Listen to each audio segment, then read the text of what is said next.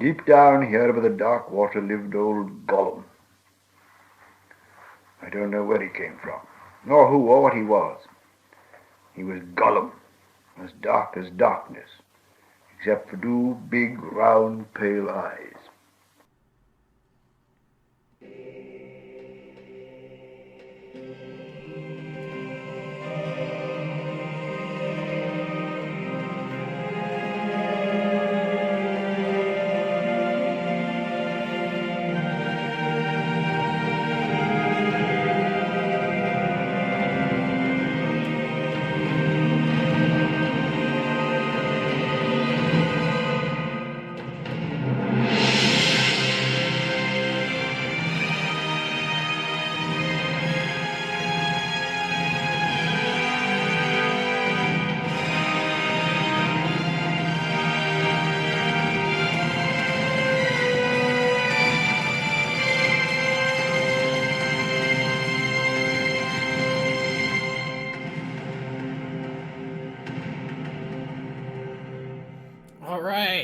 Clifford, Patrick, welcome back. you as well. We're gonna do this. Possibly the biggest episode of the Hobbit series. You ready for this? Oh, by the way, I'm Patrick. And I'm Clifford, in case you didn't gather that from the reverse instruction. How you been? Been good. We finally got some nice weather in Austin. How's the mic going? Mike's going well. Through all the technological struggles, we're up and running at full steam with full functionality on both sides. All right, cool. So we know we went long the last time, or long-ish. Sorry, but no promises. We won't go long this time because this is, like we said, this is probably the key chapter of the book, at least in terms of Lord of the Rings to follow. So that said, I'll try to keep things in check. Keep it moving along. that whole talk about the passage last time, that was you dragging that out, buddy. Yeah? Okay. I'll try not to this time. No, it was good, but you kept that thing going. All right. You want to give us a quick rundown of the episode? Yeah, okay. So today we're going to talk about how can we not talk about Gollum. We'll also get into all these riddles. There were lots of them. We'll talk some more about luck. We've already hit on that, but we'll get more into it. And we'll briefly discuss this ring thing, because maybe it'll be important someday. I wonder why. And lastly, we'll take another step on the hero's journey. But before we do all this, or before we get into Cliff's Notes, I just want to note that we, and probably 99.9% of people, have been reading the second edition copy of The Hobbit, which came out after 1951. So this reflects just revisions that fit better with the Lord of the Rings story. We will eventually talk about the original 1937 version of this chapter, but I don't think we'll have time this episode. So you're telling me that Tolkien wrote The Hobbit and then came back after he had done Lord of the Rings and made a few little tweaks to The Hobbit to make sure they fit together properly. Correct. Okay, cool. On that note, Cliff's Notes. So, Chapter 5 of The Hobbit. Patrick, what's the title of the chapter? Riddles in the Dark, right? Yeah, it's probably my favorite chapter title so far. We kick off the chapter. If you remember at the very end of Chapter 4, Bilbo fell off. He was the dwarf whose shoulders he was riding on was grabbed by goblins. Bilbo fell on the ground and hit his head and passed out.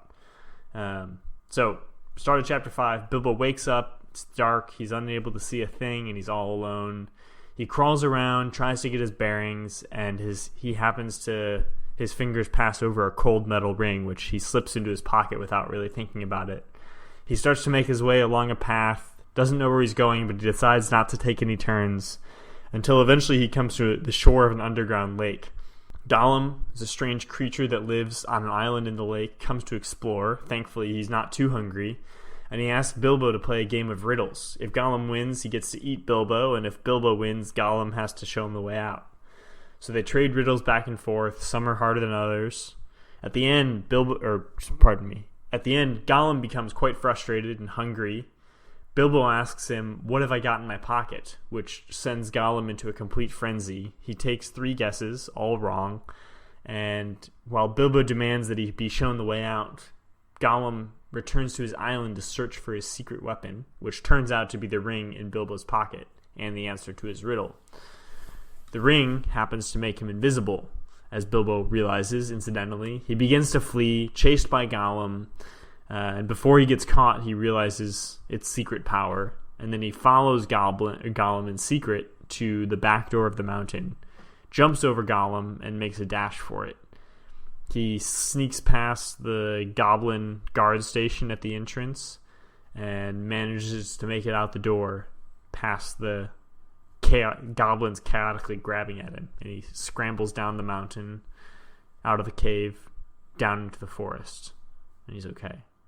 So, it's just a chapter fraught with danger and excitement. What do you think about it, Patrick? I thought it was pretty good. Honestly, I really like the first chapter of this book. This or the first chapter of the book, probably my favorite chapters. At one point, this might have been my favorite chapter of all of Tolkien. But so we're really peaking out here. It's just downhill from here, huh? Long pause, because that might be right. Let's jump right in on this since we got a lot to go through. We're not gonna have any specific reading questions, but I'll have questions about this throughout. Gollum!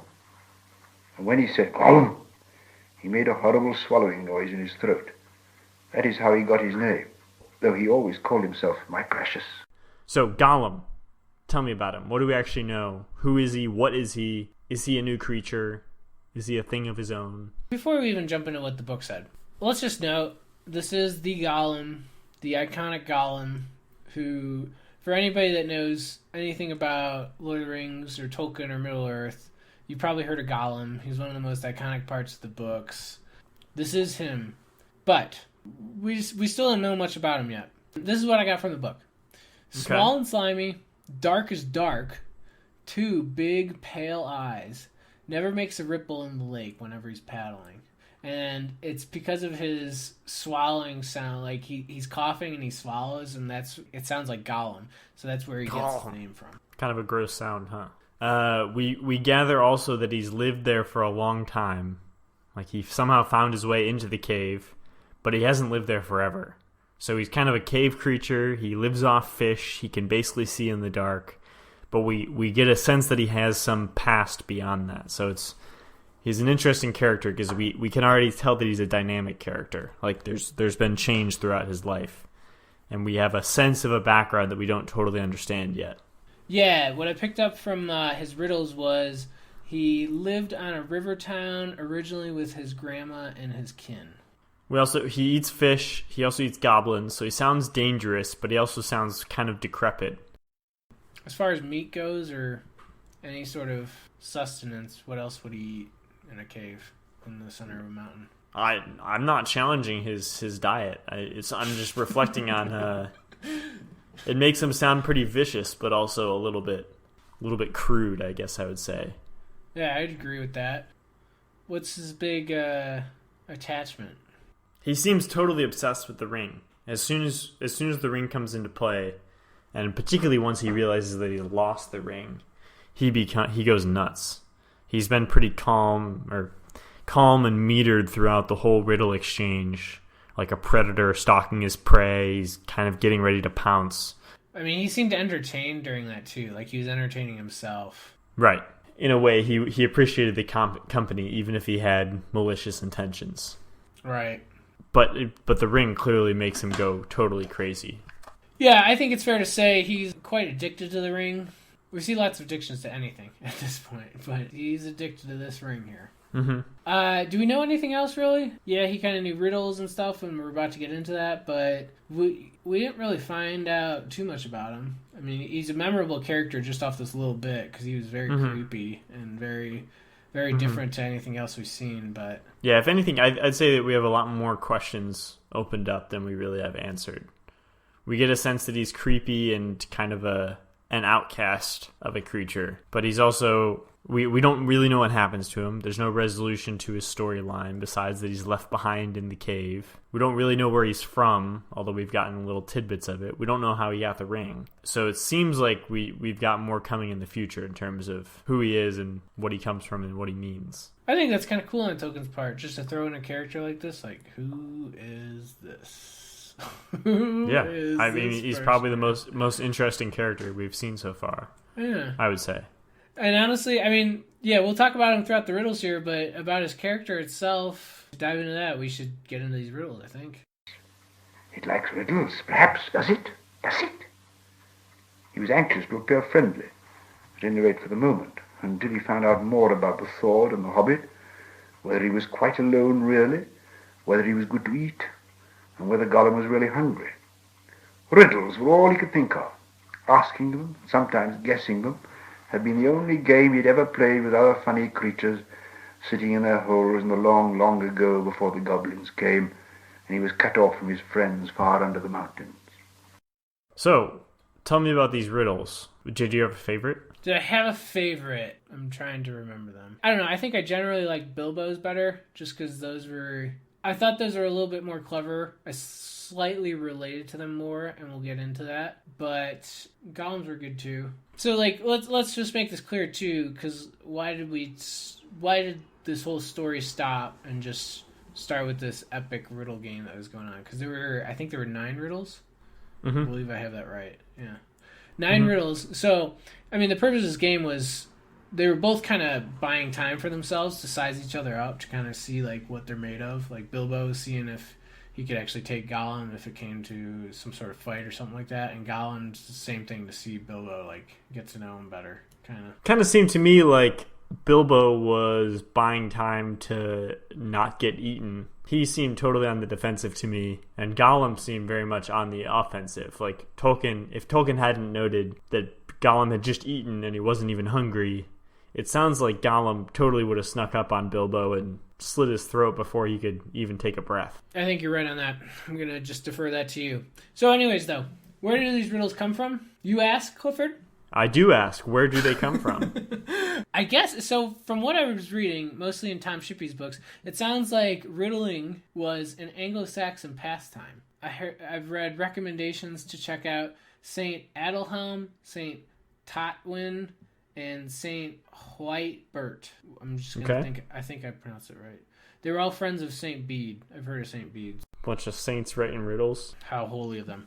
So, anyways, here is, I got a couple examples here. Probably only just going to do one just to save time. But, Clifford, you ready for this? Yeah, I'm ready. All right. I expect an answer within 10 seconds. All right, hit me. All right. Look, I'm not scared by iron's long, hard stress, nor in flame's heat do I incinerate. But goat blood softens my fierce stubbornness. So gore defeats what scares an iron weight. So could you read the last line for me again? Let me just read the whole thing. Look, I'm not scared of iron's long, hard stress, nor in flame heat do I incinerate. But goat blood softens my fierce stubbornness. So gore defeats what scares an iron weight. I don't know. Me neither. What? Yeah, that's I don't know. I don't know if this book even has answers. That's the last one you read me. I had no idea, but this one I feel like it's got to be like I feel like I understand the riddle. This is a great opportunity to just send over a friendly email to the Talking Tolkien Podcast at gmail.com. Answer with the best defense of why it's the correct answer. Free beer koozie. Don't even have to write us a review. Beer koozie for best answer to this. That's a great deal, folks. That is a great deal. Okay, so let's get into this a little bit. So what basis does Tolkien have a basis for a lot of these riddles, and what is it, and why is he pulling from them? Like you said, it was an Anglo-Saxon pastime, which we know how much Tolkien loves Anglo-Saxon. Maybe we don't really fully know yet, but Tolkien loves Anglo-Saxons. As a reminder, Tolkien was a professor of Anglo-Saxon history and language. Right. It's what we call Old English. You know, you've heard of that. Everybody's heard of that. Mm-hmm. pre-Frenchification. I mean, we'll hit some of these riddles. We won't spoil all of them in case you haven't read this, but we really do hope for this chapter at least you've actually read it yourself, because this chapter you could actually go through, read the book, and as you read the riddle, you can just put your hand over what's to come and actually guess at it yourself. So it's much more fun if you've already read this before we talk about it and spoil these riddles. But the last riddle, or I put in quotes, riddle. Bilbo, what's in my pocket? Did he break the ancient laws of the riddle game? It certainly sounded to me like he did. Like he just asked a question. There's no cleverness to answer that. That's just a straight up, there's a factual answer to this that you do not know. It doesn't sound like a riddle to me, basically. All the other ones rhyme. Like, I can't deduce the answer in any way. I would have to know the answer. See, it seems very unfair. Right, and I think it's interesting that Gollum calls BS right away, like immediately. Right. So maybe Bilbo was cheating here. Right, but Gollum continues to play after calling BS. Right, because Gollum asked for the 3 guesses. So maybe that's like a hybrid kind of, okay, maybe it wasn't a real riddle, but he accepted the challenge kind of thing. I suppose so. It seemed pretty desperate on Bilbo's part, though. But in my humble opinion, which maybe isn't so humble, I would say since Gollum said 3 guesses, yeah, we'll go with it. This counts. Bilbo's in the clear. He's not a cheater. Yeah, I don't think so. Yeah. Did Gollum cheat at all? Before this point or after? After he does, because he doesn't tell Bilbo the way out. So I mean, I guess. But I should maybe say, that's a punishment for Bilbo, though. Yeah, was it justified because Bilbo cheated? Was that justified? No, I'd say no. But that's just kind of trying to eat you because you asked me a question. What do you think? I say that it's not necessarily justified, but I think they both cheated, and so I don't really think Bilbo's in the clear on this one. Fair enough. And I want to get back to this in a little in a little bit, because I think it reflects on a larger theme that I see in the chapter. But first, can you tell me what are some of the differences between the types of riddles that Bilbo's asking and the types of riddles Gollum's asking? So what were the answers to Gollum's riddles? A lot of Gollum's riddles. You might be about to read one for us. So Gollum hissed, "What has roots as nobody sees? He's taller than trees. Up it goes, and yet never grows." "Easy," said Bilbo. "Mountain, I suppose." "Does it guess easy? It must have a competition with us, my precious." But Gollum's riddles were kind of very elemental things, like mountain, trees on a hill, or whatever it might be, water, time, very basic concepts. Gollum's were very simple, kind of like pure and plain words by themselves, whereas the answers to Bilbo's riddle were a little more like logic games, like not necessarily logic games, but they're a bit more complicated and playful, I thought. "A box without hinges, key or lid. He had golden treasure inside his head," he asked to gain time, until he could think of a really hard one. This he thought had dreadfully eased his chestnut, though he had not asked it in the usual words. But it proved a nasty poser for Gollum.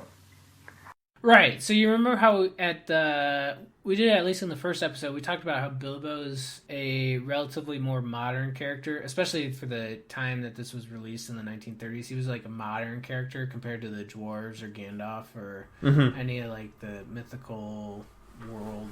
In part because Bilbo's sort of a reflection of Tolkien, of himself, right? Yeah, and partly just so that the audience has somebody to like latch on to. Okay.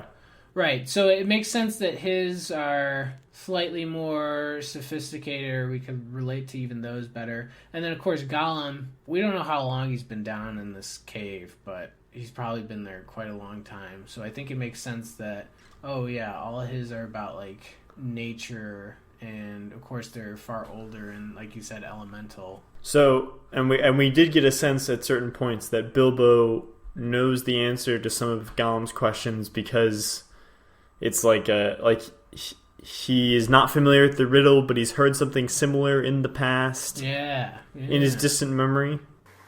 Then he asked his second. "Voiceless it cries, wingless flutters, toothless bites, mouthless mutters." "Half a moment," cried Bilbo, who was still thinking uncomfortably about eating. Fortunately, he had once heard something rather like this before, and getting his wits back, he thought of the answer. "Wind, of course," he said, and he was so pleased that he made one up on the spot. Yeah. It's kind of, I think that goes back kind of to the nursery rhyme thing.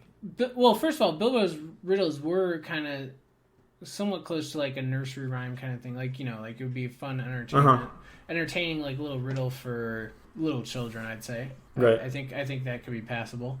Well, so to jump off from that, if listeners remember, we were talking in some of the past episodes about how Tolkien's got this contrast going on between sort of a modern fairy tale nursery rhyme type story that a lot of mythologies have turned into, and he's very interested in returning to some of the more epic mythologies of an earlier past before he thinks they've been sort of dumbed down or dulled down for modern society. So going from whatever it may be, Little Red Riding Hood back to Norse mythology or something is kind of the comparison that we might be thinking of, where he's going for these sort of tremendous stories of old that carried a lot of weight and whose characters, although fantastical and mythological, were pretty compelling and frightening and powerful, and they were not directed towards children specifically. But then they were reduced down to the children's story. That was all that was left.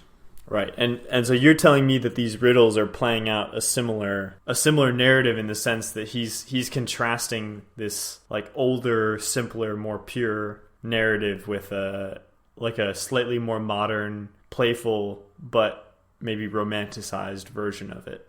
Indeed. The narrator mentioned at one point, hobbits were aware of wisdom that men had forgotten. So I think that also plays into this too. Like maybe the hobbits weren't, men were at children's bedtime story level. Maybe hobbits weren't quite there yet. Like they still did actually remember like the greater glory of these ancient mythical stories. They weren't just reduced to the form that we had them to. But it's an interesting parallel because we have Bilbo as a modern character, both in his age, the way he's described, and the relations that he has to Tolkien's life and people outside the story, and then Gollum, who's a much more primitive, ancient creature whose origins we don't totally understand, who we know is much older and seems a little bit more sinister. And then that's paralleling the types of stories that they're telling, both within the story and how those riddles relate to a broader context that Tolkien's basing his work off of. Yeah. Bilbo actually kind of holds his own throughout this episode. Mm-hmm. And I mean, we haven't seen that before. The trolls, he was quite useless. Yeah. The trolls, he did not put up a good performance. If you remember, he was captured right away after he decided to make the foolish decision of pickpocketing a troll when they needed food and not money. They were making casual references. I think we talked about it. They were making casual references about how it's like, oh, it'd be useless to send Bilbo to find a cave kind of thing. It's just, he's been dead weight up until this point. And with his modern self, he hasn't fully lost all the old knowledge Gollum's kind of bringing up. Mm-hmm. We'll get back to that in a little bit, talking about the hero's journey. This is what he said. This thing all things devours, birds, beasts, trees, flowers, gnaws iron, bites steel, grinds hard stones to meal, slays king, ruins town, and beats high mountain down. Poor Bilbo. He sat in the dark thinking of all the horrible names, of all the giants and ogres he had ever heard told of in tales, but not one of them had done all these things.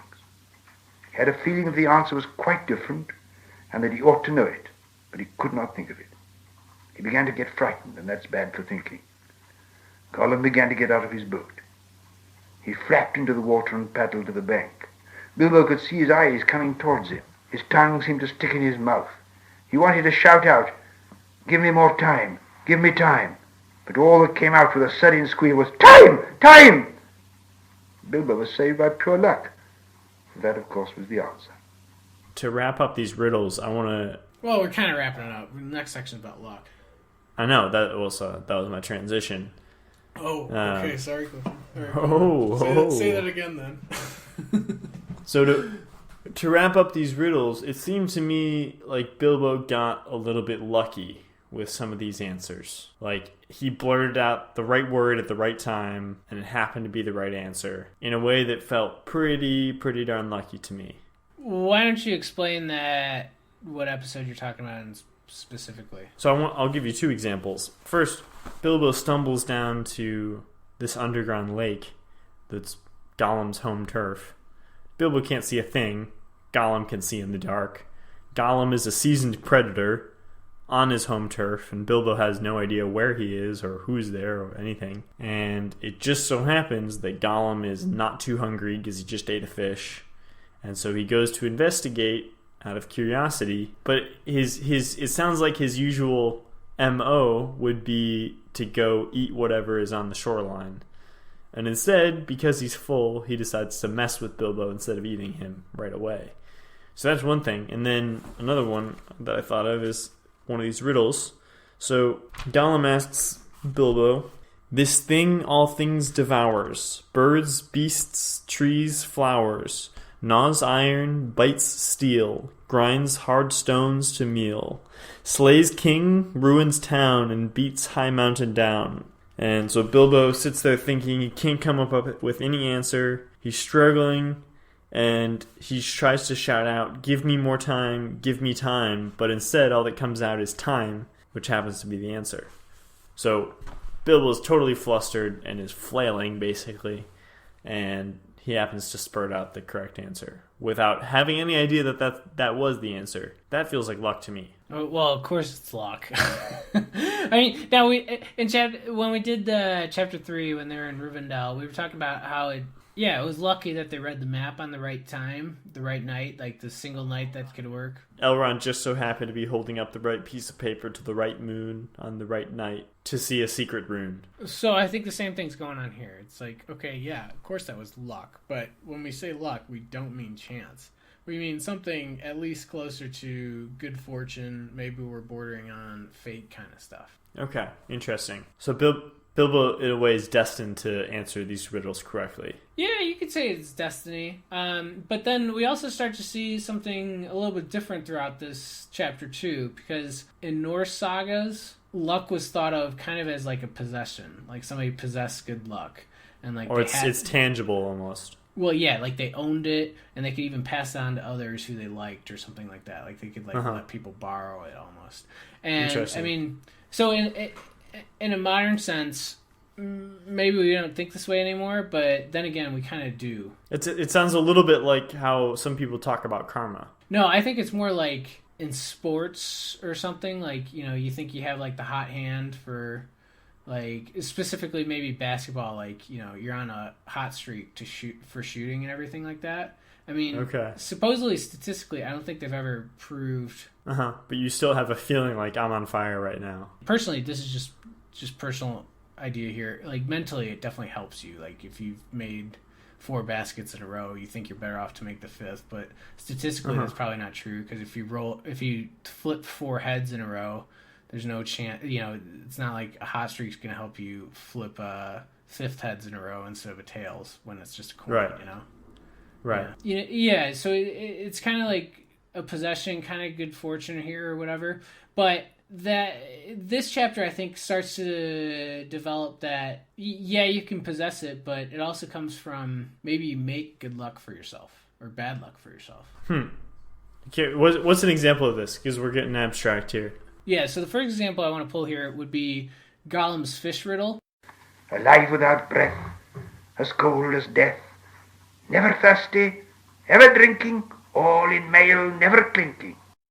So we see that the answer to this is fish. Bilbo's having a super tough time with this, and Gollum's sitting in his boat out in the middle of this lake or whatever. And so then all of a sudden, Gollum gets impatient and he doesn't want to wait for Bilbo, which is kind of unfair because Bilbo's just like, hey, I gave you some time on the last one, just like, you know, wait a second here.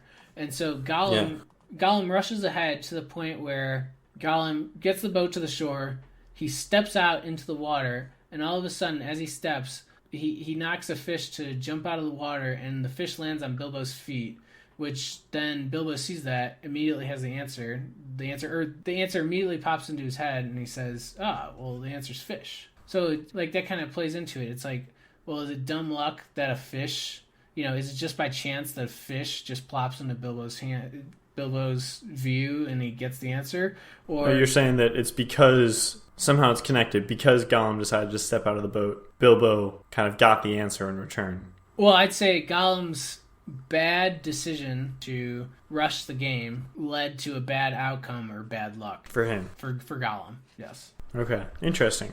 I'd say another important part is, and this is just such a crucial little element that will have repercussions into Lord of the Rings, is when Gollum's sneaking out, when Bilbo's sneaking out following Gollum, because Gollum thinks Bilbo ran away, but Gollum's really just leading Bilbo to the entrance of the mountain.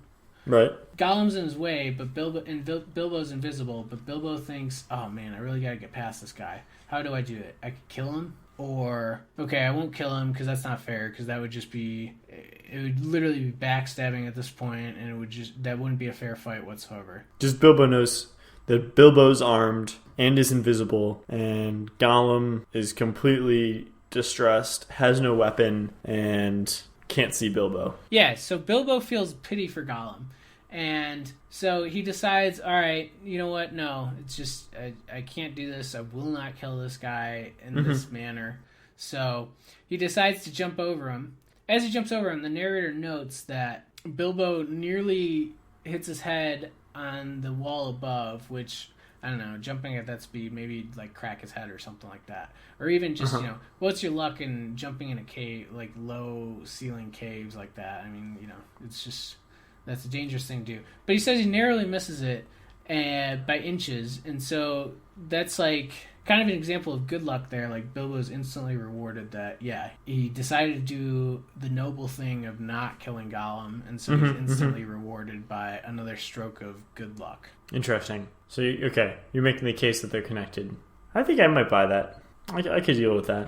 I'd say I'm more inclined to agree that in general, there's this like feeling of luck that's being something that is distinctly not chance, that is good fortune, that is kind of like a force that is with Bilbo. But I concur.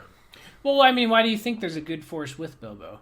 Besides the fact that he's just the main character of our book. Like, why do you think he deserves that or anything like that? If he even deserves it. Well, I have made the point before that you could look at this not as like, oh, our main character happens to have good luck, but instead of all the people who have gone through the situation, it's the one who has good luck who made it and therefore became our main character. Yeah, that's kind of true. Like, the story's about Bilbo because he's a good guy, not Bilbo's a good guy because the story is about him. Say that again? The story is about Bilbo because he's a good guy, and not Bilbo is a good guy because the story is about him. I think you're saying the opposite, though. Anyways, I concur. I buy into your luck thing. I want to talk about this ring. His head was in a whirl of hope and wonder. It seemed the ring he had was a magic ring. It made you invisible. He had heard of such things, of course, in old tales, but it was hard to believe that he really had found one by accident. Still, there it was. Gollum with his bright eyes had passed him by only a yard to one side. So about this ring, what is it? What do we know? What do we think is going to happen with it? Why does it make people invisible? What's magical? Why is Gollum obsessed with it? I've got all these questions, Patrick. Help me out. We literally cannot look at this section of the book without having Lord of the Rings to come in the future in our minds. I mean, it's very difficult to do, especially if you're like, have no idea. But I mean, for this part, we are going to treat the ring as if it's the ring with a capital R, like in Lord of the Rings. Whereas for the rest of this book, it's kind of just like a ring, small r. And it's just a useful tool that Bilbo kind of has. Like an invisibility cloak. Yeah. It serves a function, and that's it. Correct. So let's see. Gollum at this point is gripped with unwanted addiction, and at this point Gollum's not even trying to resist the ring's power. So when you say the ring's power, how do we know that the ring has power? I noticed there's some personification of the ring at the end. When Bilbo's trying to escape past the goblins, there's something along the lines of the ring does an action almost, as though it's personified. Yeah, so after Bilbo jumps over Gollum, he's in the middle of like these orcs that are right near the entrance near these goblins, which are right near the entrance to this the exit of the caves and into like fresh air and daylight. And so it notes that they saw him sooner than he saw them. Yes, they saw him.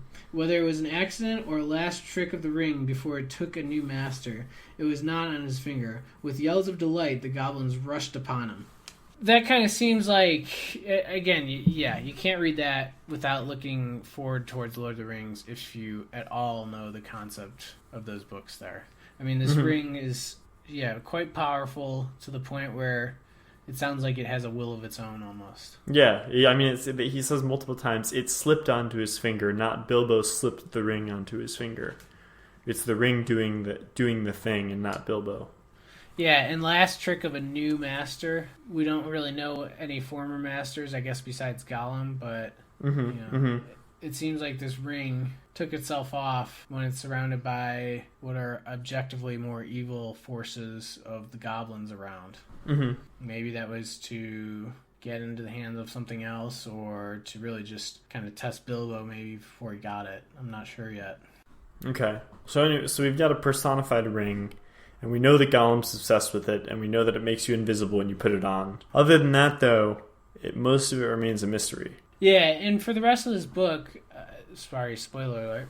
For the rest of this book, it kind of just goes to, it's Bilbo's like ace in the hole kind of useful thing. It does, I guess, one other note on the part about talking about it having a personality, the ring having a personality and choosing a new master. We get the sense that when Bilbo found it on the floor, it's as though Gollum keeps a super close eye on it all the time. It's his most prized possession, but the ring may have deliberately slipped out of Gollum's hands as a way to find itself. To move itself almost. It got itself lost. We can speculate. That could have been the ring. Maybe that was the ring, or maybe it was luck that Bilbo found the ring to begin with. That goes back to our other conversation about luck again. Or both. It could be both. It could easily be both. Okay. And then this ties into possibly the ring and the luck conversation. This was a question I had, or just a thought that I had reading this chapter. And I mentioned something about this earlier also. This chapter felt like there's a lot of cleverness and intrigue, probably more so than any point so far in The Hobbit. And there's less kind of high morals, and there's like less of a sense of a greater mission. Everything up to now has felt pretty clear cut, like, yes, we're leading a mission of the dwarves to fight the dragon who is bad, or here we are up against the trolls who are bad and grotesque, or now we're fleeing from the goblins, we are the good guys, they are the bad guys. This chapter is a little bit more convoluted, where we're getting into like the minds of Bilbo and Gollum, both of them wrestling with these issues, thinking about their past, trying to outsmart one another, trying to decide where they're going to go back on their promises or break the rules. The only like uniquely moral part of this whole chapter is where Bilbo decides that is not going to stab Gollum because Gollum has no weapon and Bilbo's invisible. Even though Gollum is trying to eat Bilbo, that Bilbo clearly taking the high road, and we'll probably come back to that numerous times in the future about the morality of that decision. But other than that, a lot of this feels like cleverness over nobility. So I'm curious if you think, first of all, if you see what I'm talking about, and second, if you think does this represent a shift in values, or is Tolkien trying to weave something else into the story here? I mean, I don't know. Like, what other options did Bilbo really have, though? I mean, besides maybe the what's in my pocket, which wasn't a fair riddle, which, yeah, we can say that's a fair riddle, whether it should be officially accepted since Gollum, or whether it should be officially recognized since Gollum accepted it or not. I don't know. I mean, that's up for debate, I'd say. But other than that, like, what did Bilbo do that wasn't completely moral and good at this point? It was more the general sense that I had. Like, he feels like he's lost, stumbling around, doesn't know where he's going, and then he finds himself in this peculiar situation that he doesn't know what to make out of, but he runs with it. even though he doesn't fully understand it. And then when things turn into chaos, he just keeps going, and he's not necessarily thinking about, this is the thing that I'm supposed to be doing right now, or what have you. It just feels very differently. It's not clear-cut in the same way that a lot of the story has been so far, where you have the good guys on one side and the bad guys on another, and they're in clear opposition and fighting each other. Well, I'd also say Bilbo's clearly riding by the seat of his pants here throughout this thing. Yeah, I mean, this which is part of it. Yeah, I mean, this is like the first time he's absolutely by himself. I mean, every decision he's making is kind of just to get by kind of things. Okay. So it is a survival instinct more so than a higher purpose. Maybe. I mean, or just, I mean, survival kind of on his own for the first time, I'd say. Mm-hmm. I mean, okay. Yeah. I mean, what you're saying, yeah, I think that totally applies to Gollum. Gollum's a shady guy. Yeah, Gollum himself, he's clearly shady and scary, and there's a lot of weird things about him. Yeah, but we get the sense he'll break promises. Yeah, he'll break promises, but we already get the sense that he's a more He is portrayed in a more complex light than the goblins were, for instance. Like we were talking about in the last chapter, goblins are portrayed in a pretty straight negative light. Like they're grotesque, they're ugly, they make terrible noises, and they're malicious, and they're kind of at work making evil things in the world. Gollum seems a bit more convoluted. Mm-hmm. I mean, I think he does, but maybe that's because he's an individual, whereas the goblins are kind of just a group of people that are just bad in general. It's not like there's any specific goblins that we met. I mean, we met like the head goblin, but he was dead within a couple pages. Mm-hmm. I think, and that's kind of what makes Gollum an iconic character just in this book alone. Is the fact that he's not just a straight bad guy. Yeah, I mean, he's complex, he's creepy, we don't really understand anything about him. He must get away out of this horrible darkness while he had any strength left. He must fight. He must stab the foul thing, put its eyes out, kill it. It meant to kill him? No, not a fair fight. He was invisible now. Gollum had no sword. Gollum had not actually threatened to kill him or tried to yet. And he was miserable, alone, lost. A sudden understanding of pity mixed with horror welled up in Bilbo's heart. Okay, so I've got some interesting thoughts on Bilbo's adventure through this chapter. It sounds to me like we've passed another step in the hero's journey. Clifford. Indeed we have. I can be your hero, baby. There goes my hero. Watch him as he goes. I'm a hero.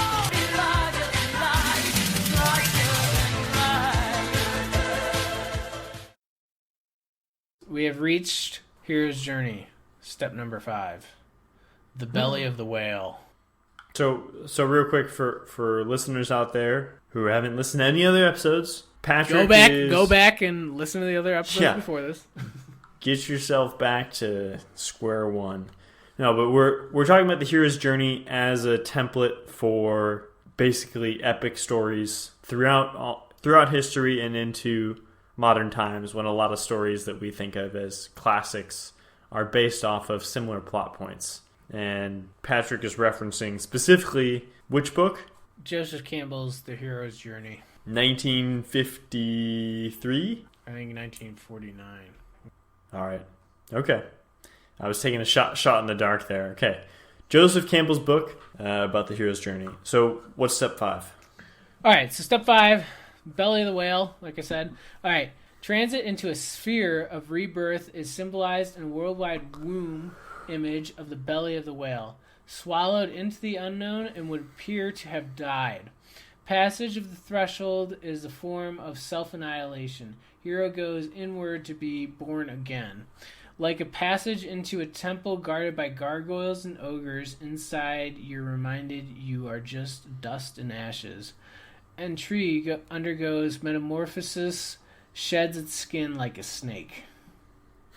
I think, all right, so let's just talk about, like, belly of the whale, like, where that came from. So it either had to have come from either Pinocchio or the biblical Jonah story, which is the one where the guy gets swallowed by the whale for 3 days. What happens in Pinocchio? I honestly can't remember. Geppetto's in the whale, Pinocchio's in the whale. Geppetto's the dad. I don't really remember either. Okay, scratch that. What happens in Jonah and the Whale? Jonah's running away from God's call to go tell these people to repent or something. So he's like, all right, Okay. I'm getting as far from Israel as I can. I'm going to go to Spain. And so he's on a boat, and then the people, they're facing a great storm. So they're like, oh, we must have pissed off some sort of God or whatever. Mm-hmm. So then they throw Jonah overboard because they figure out it's him. And then he's swallowed up by a giant fish. We don't actually know that it's a whale. And that's where he's like, he's in there for a little bit, and then it spits him out, and he's like, okay. Basically a different person, and he's like, okay, yeah, I gotta go spread the word and do whatever God wants me to do kind of thing. So it was like a back to basics in a weird, fantastical sort of way, but he emerges with it with a new agenda.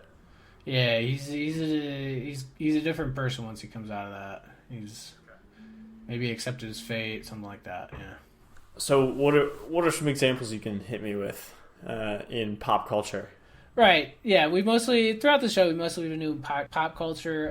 Occasionally we hit on like kind of famous mythology, but till we can't anymore. And actually, it probably gets harder after this step. But for this step, it's pretty easy for Star Wars. This is when Luke and Obi-Wan and Han Solo and Chewbacca, they're flying the Millennium Falcon away from the Tatooine, the desert planet, and then they're sucked into the tractor beam of the Death Star, and they land on the Death Star, which is probably the last place any of them want to be. They end up rescuing Princess Leia there, but that's quite the hellhole. Yeah, it was.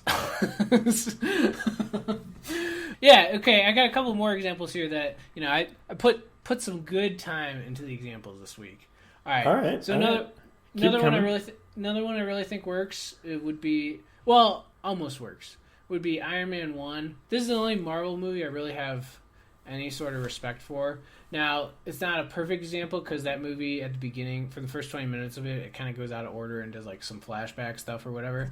But by that point, if you go linearly through Tony Stark's life, that would be the belly of the whale part where he's captured by all these terrorists and he realizes they're using his weapons. And so he's basically been selling weapons indirectly to the bad guys this whole time.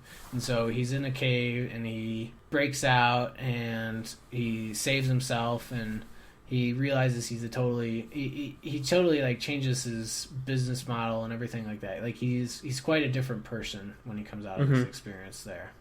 Just to get a third one would be Aladdin, when he goes to whatever that sand cave thing is, and he gets trapped in it, and it's like the huge treasure room, which is cool, but he's trapped and he's got no use for it, because he's gonna die there because he's gonna starve to death or suffocate or something. I don't really know. But then he ends up finding the magic carpet and the genie, and then now the possibilities are quite endless. So for us with The Hobbit, the reason we thought this particular step goes here is because Bilbo has gone into the unknown and he's emerged. He's reborn as a kind of emboldened character with new talents and powers and confidence. And I even though it's easy to say, well, he doesn't actually die here, I would make the case that there are actually numerous allusions to death and the implication of death in a lot of ways. So at the end of the last chapter, he falls onto the ground and hits his head. He's lost in the dark, and for all the dwarves know, he is dead and gone. So he appears to have died already, and the whole experience of being dark, things being dark and disorienting, is traditionally associated with death. He wanders down deeper and deeper into the mountain, which is already it's like going into the earth, which is similar to being buried or, approaching death. And then he comes across a lake, which is a still body of water, still dark water, is associated with death throughout many cultures. Like, it's traditional, like if there's a body of water at a cemetery or some sort of memorial, it's typically still water because lively water, moving water represents life. So he's kind of come in contact with death. Not to mention his life is actually threatened in a very real way by Gollum. Gollum, we get the sense, has some parallel existence with Bilbo.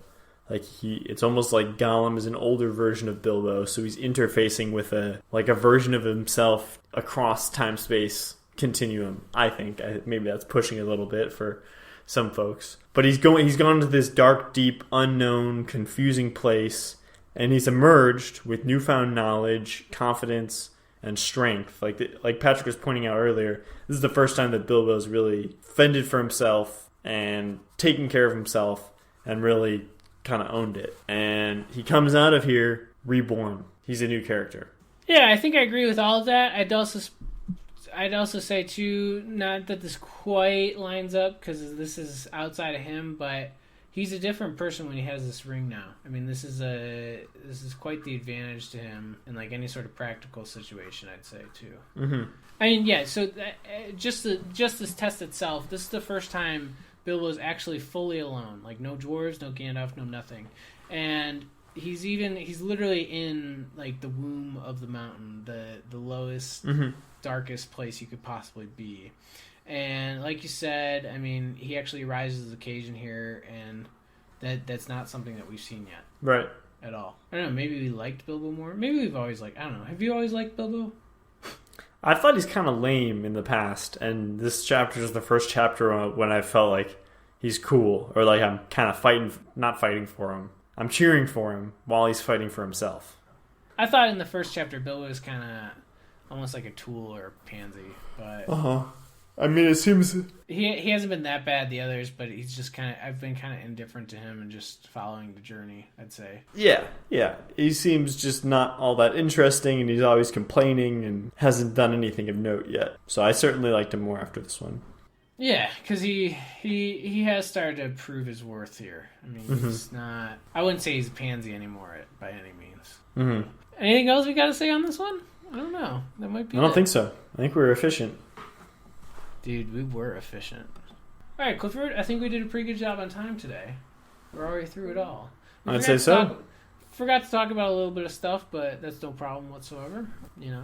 Just, you guys all get a real organic conversation here. I think more so than not, we'll appreciate that. I know I do. I do too. It's a lot more fun that way. All right, cool. Housekeeping stuff? Follow us on the requisite social media pages. As stuff gets posted, we will try to be posting stuff for every episode. And hopefully by the time you're listening to this, everything is up and running and fully functional. Instagram, Talkin' Tolkien Podcast. Twitter, @Tolkien Talking. To keep it real confusing, people.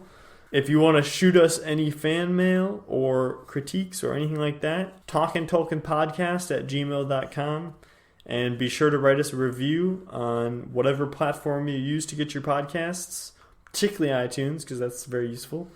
And if you get a 5-star review, if the writing is colorful enough that Patrick deems it worthy of being read on the show, which is, mind you, this is not a gushing, just like lame positive review. This is an interesting review. And frankly, if it's a 5-star review, you can say whatever you want if it's funny and interesting. It doesn't have to be a gushing review. But if we read it out, we'll send you a prize. Yeah, the goal is to actually have this thing out by the time we record the next episode, so that during this housekeeping section we can either answer questions and or read funny, witty, or heartwarming reviews. Certainly. That's my goal. I don't know, other than that, got some more good stuff coming up. This is a pretty good book. Personally, I'm just excited for all of it. We're finally Clifford and I are really going to venture into the unknown coming up here, so I'm excited for that. Mm-hmm.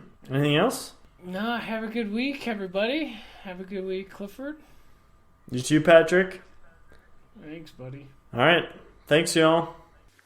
A sudden understanding of pity mixed with horror welled up in Bilbo's heart. A glimpse of endless unmarked days without light or hope of betterment. Hard stone, cold fish, sneaking and whispering.